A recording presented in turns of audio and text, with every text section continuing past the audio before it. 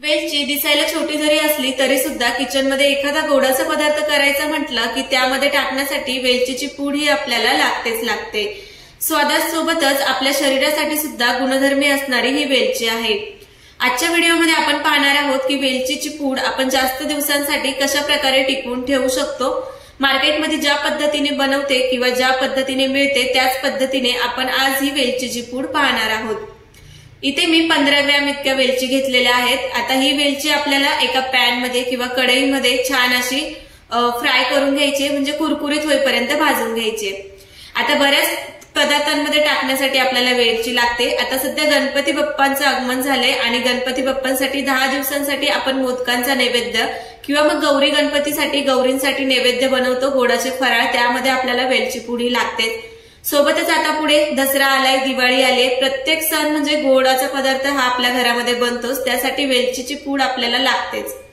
त्यामुळेच आपण विकतची वेलची आणायची म्हटलं तर वेलची तर महाग आहेच आहे, त्यासोबतच आपण जर तिची पूड विकत आणायची म्हटलं तर त्या पूडचे एक्स्ट्रा पैसे लागतात।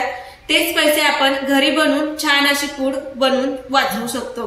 तर ती पूड कशी बनवायची इथे तुम्ही पाहू शकता की ही जी वेलची आहे ही वेलची छान अशी एका पॅन मध्ये कुरकुरीत होईपर्यंत फ्राय करून घ्यायचे आणि त्यानंतर आपण आता ही मिक्सर मध्ये बारीक करून घेणार आहोत। आता बऱ्याचदा आयत्या वेळेला ज्यावेळेस आपल्याला वेलचीची पूड लागते त्यावेळेस आपण 2 चमचे साखर आणि वेलचीचे 2-3 दाणे घेऊन आपण त्यामध्ये मिक्स करतो आणि मग मिक्सरला छान असं वाटून घेतो।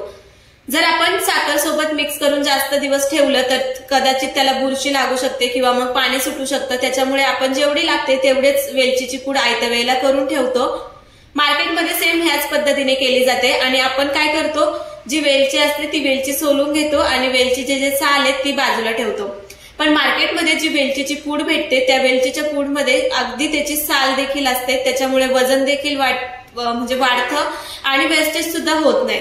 तर अशाच पद्धतीने आपण वेलचीची पूड करताना म्हणजे आयत्या वेळी जी करतो साखर टाकून त्याच्यामध्ये आपण त्याची जी बाहेरची जी साल असते ती घेत नाही, तर आपण तिथे म्हणजे कुठेतरी आपलंच नुकसान करतो। तर ते वेलचीच्या सालीसकट आपण ही पूड करायची आहे।